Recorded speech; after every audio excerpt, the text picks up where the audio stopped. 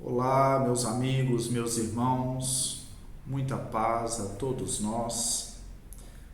Meus amigos, trouxemos aqui uma reflexão hoje interessante, baseado num texto que tem nesse livro aqui, ó, o Evangelho por Emmanuel, o Evangelho segundo Mateus. É um estudo que o benfeitor Emmanuel faz do Evangelho, de algumas passagens do Evangelho. Eu vou ler aqui, peço licença aos amigos, para eu ler um texto, um breve texto, cujo título é Plataforma do Mestre. Olha bem o que o benfeitor espiritual fala nesse texto aqui, meus amigos. Em verdade, há 2000 anos, o povo acreditava que Jesus seria um comandante revolucionário, como tantos outros, a desvelar-se por reivindicações políticas à custa da morte, do suor e das lágrimas de muita gente. Ainda hoje vemos grupos compactos de homens indisciplinados que, administrando ou obedecendo, se reportam ao Cristo, interpretando-o qual se fora patrono de rebeliões individuais, sedento de guerra civil. Entretanto, do Evangelho não transparece qualquer programa nesse sentido. Que Jesus é o divino governador do planeta, não podemos duvidar. O que fará ele do mundo redimido ainda não sabemos, porque ao soldado o mínimo são defesos os planos do general. A boa nova, todavia, é muito clara quanto à primeira plataforma do Mestre dos Mestres, Jesus. Ele não apresenta títulos de reformador dos hábitos políticos, viciados pelas más inclinações de governadores e governados de todos os tempos. Anunciou-nos a celeste revelação que ele viria salvar-nos de nossos próprios pecados, libertar-nos da cadeia de nossos próprios erros, afastando-nos do egoísmo e do orgulho que ainda legislam para o nosso mundo consciencial. Achamo-nos até hoje em simples fase de começo de apostolado evangélico. Cristo libertando o homem das chagas de si mesmo, para que o homem limpo consiga purificar o mundo. O reino individual que puder aceitar o serviço libertatório ou liberatório do Salvador encontrará a vida nova. Esse texto está no livro Vinha de Luz, editado pela FEB, do autor Emmanuel, através das mãos abençoadas de Francisco Cândido Xavier, mais conhecido como Chico Xavier. É interessante, meus amigos, porque o autor vem fazendo uma reflexão muito séria sobre o falso entendimento sobre a verdadeira mensagem de Jesus aqui na Terra. Ele vem colocando aqui que mesmo Jesus tendo vindo há 2000 anos, tem pessoas que ainda olham para o Cristo, para o Evangelho, e olham para a figura de Jesus e interpreta essa figura como uma figura revolucionária, como uma figura que vai empreender movimentos políticos em prol de revoluções ideológicas ou revoluções sociais no campo externo da sociedade. Inclusive, na época de Jesus, muitos acreditavam isso. O próprio Judas, interpretou mal qual é a verdadeira proposta de Jesus quando ele veio aqui na Terra. Muitos acreditam que Jesus traria e trará uma revolução social, uma revolução do sistema político, uma revolução que muitas vezes teria que pegar em armas, quando, na verdade, o autor vem falando muito bem que a proposta de Jesus é a proposta da revolução interior do indivíduo. É a proposta da transformação interna do ser que se converte em espírito e em verdade.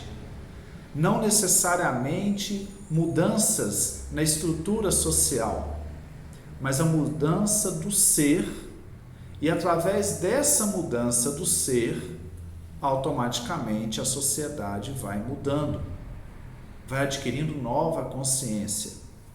Então ele coloca aqui, por exemplo, nessa passagem: ainda hoje vemos grupos compactos de homens indisciplinados que, administrando ou obedecendo, se reportam ao Cristo, interpretando o qual se fora patrono de rebeliões individuais, sedento de guerra civil. Ou seja, ainda tem pessoas, tanto na liderança quanto na condição de liderado, que ainda faz uso do nome do Cristo para justificar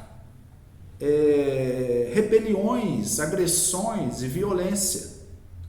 Lembrando, meus irmãos, que na Idade Média, uma coisa que teve muito naquela época, principalmente no final da Idade Média, é a matança em nome de Deus. As cruzadas, por exemplo. Quantos soldados foram para a guerra considerando que aquilo era uma guerra santa e matava os seus irmãos em humanidade em nome de Deus, em nome do Cristo? Ainda hoje nós vemos esse conflito no Oriente Médio entre judeus e árabes muçulmanos. Aquelas pessoas acreditam que aquelas guerras, que aquela carnificina, e muitas vezes onde crianças morrem, onde civis morrem, acreditam que Deus quer isso. Então, a mentalidade em relação ao Evangelho, o entendimento em relação ao Evangelho, consideramos que ainda tem que ser muito aprimorado, porque, por incrível que pareça, muitas pessoas parecem que não entenderam a mensagem de Jesus. Muitas pessoas usam o nome do Cristo para defender uma lei que era lá do Antigo Testamento. Olho por olho, dente por dente, amar os amigos e odiar os inimigos. Isso está lá. O Evangelho, a proposta é outra, é uma proposta de amor, é uma proposta de paz, de prudência, sim, mas de paz. Jesus disse naquela célebre frase que ficou conhecida: se alguém te der um tapa numa face, ofereça outra. É lógico que isso está numa figura de linguagem, isso é um símbolo, é uma simbologia, não para ser pegado ao pé da letra, mas é uma simbologia que significa: não ofereça resistência ao mal. O mal não merece ser exaltado. Ele continua dizendo: se alguém te obrigar a caminhar 1 milha, caminhe 2 milhas. Ou seja, Jesus ele traz uma proposta que já era conhecida no Oriente, naquelas propostas do hinduísmo, do budismo, de que a melhor maneira de se vencer o mal é através da prática do bem. A melhor maneira de derrotar o inimigo é transformá-lo em um amigo. Mesmo que não possamos de repente conviver com a pessoa, porque a convivência requer confiança, que muitas vezes não tem. Mas é não querer o mal daquela pessoa, é orar por ela, orar para que ela desperte e para que nós despertemos também. Inimigo, só tem inimigo aquele que dentro da sua mente se considera também inimigo, adversário. Então, a proposta evangélica é uma proposta de mansidão e de paz, com prudência. Sedes prudentes como as serpentes, né? Mansos como as pombas e prudentes como as serpentes. O próprio Jesus falou. Mas o cerne do Evangelho é o perdão, é a caridade, é o amor, frutos da fé no Evangelho, na fé no Cristo. Então, consideramos que o texto que esse irmão trouxe é um texto antigo, mas muito atual. Porque olha bem o que ele continua dizendo. Que Jesus é o divino governador do planeta, não podemos duvidar. Governador espiritual, que ele diz, né? O que fará ele do mundo redimido ainda não sabemos. Ou seja, como será essa nova era, essa era que ele diz no Sermão do Monte, que os mansos herdarão a terra. Como será essa era da regeneração? Nós ainda não temos muito condições de dizer, porque somos ainda simples seres, ainda muito imperfeitos, que estamos caminhando e começando a aprender. É isso que ele vem falando. Mas ele fala, a boa nova, o Evangelho, todavia, é muito clara quanto à primeira plataforma do Mestre dos Mestres, ou seja, a primeira base dele nesse mundo regenerado que um dia vai chegar. Ele coloca, ele não apresentava títulos de reformador dos hábitos políticos. Jesus não tinha título. Jesus não queria ser rei para o mundo, nos moldes do mundo, nos hábitos políticos viciados pelas más inclinações de todos os tempos. Anunciou-nos a celeste revelação que ele viria salvar-nos de nossos próprios pecados. Olha bem que coisa interessante. A realeza de Jesus consiste em ele trazer uma mensagem tão profunda e tão libertadora que faz com que a nossa mente se desapegue dos conceitos que nos escravizam.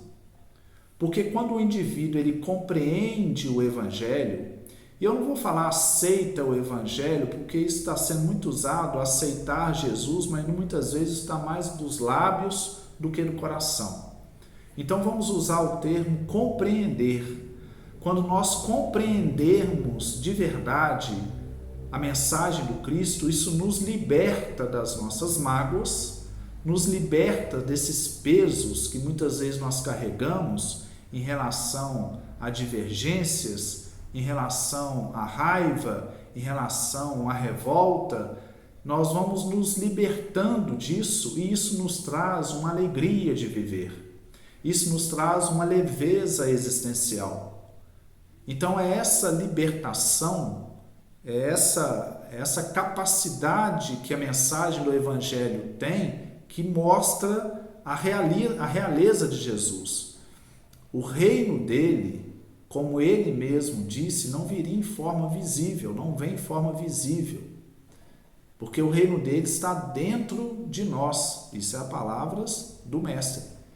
Significa que o reino de Jesus, nós alcançamos o reino de Jesus quando nós adquirimos um estado de consciência de profunda paz e entendimento sobre as leis da vida. Como, por exemplo, que nós não somos daqui.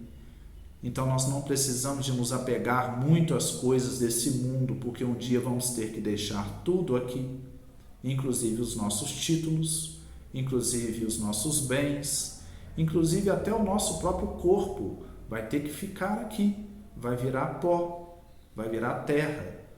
Então, quando o indivíduo ele vai aprofundando nesse entendimento esotérico, no sentido de profundo, nesse entendimento espiritual, esse entendimento evangélico, ele vai se tornando uma pessoa mais feliz, porque ele vai percebendo o que é mais importante na vida. Ele vai percebendo a simplicidade das coisas mais importantes da vida. E ele vai dando menos importância para aquilo que o mundo muitas vezes exalta muito. Ele vai percebendo que uma vida de paz e de equilíbrio tem a ver com o nosso mundo interior, com o trabalho que nós temos que fazer dentro de nós e não necessariamente reformas sociais que o mundo precisa. Porque, meus irmãos, podem mudar sistemas políticos à vontade. Sai da extrema direita, vai para a extrema esquerda, para o centro, comunismo, capitalismo, neoliberalismo, socialismo. pode mudar o sistema de todos os países se o ser humano não mudar o seu coração, se o ser humano não ampliar o seu estado de consciência, não se melhorar, o mundo não vai mudar. Porque o mundo só muda na mudança da mente do homem. Então a primeira mudança tem que ser na mentalidade. E essa mudança na mentalidade é despertar para as questões espirituais, para aquilo que realmente vai preencher o vazio existencial. Para ir fechando o nosso breve estudo de hoje, o autor vem falando aqui, anunciou a celeste revelação que ele, Jesus, viria salvar-nos de nossos próprios pecados, que é a nossa ignorância espiritual, né? Libertar-nos da cadeia de nossos próprios erros, afastando-nos do egoísmo e do orgulho, que ainda legislam para o nosso mundo consciencial. Então, sair do egoísmo. Egoísmo significa o sistema do ego e do orgulho e partir para o coletivo, a consciência coletiva. O que eu faço para o meu irmão, eu estou fazendo para mim. Se eu faço mal ao próximo, esse mal vai retornar através das leis universais para mim. Se eu faço bem ao próximo, esse bem vai retornar para mim através dessas mesmas leis. Ou seja, todos fazemos parte de uma mesma família, de uma mesma unidade. E o amor permeia essa integração entre todos nós. Então, ficamos por aqui, meus amigos, nessa breve reflexão. Desejo muita paz para todos nós, para todos vocês. Um grande abraço a todos e que Jesus continue conosco hoje e sempre.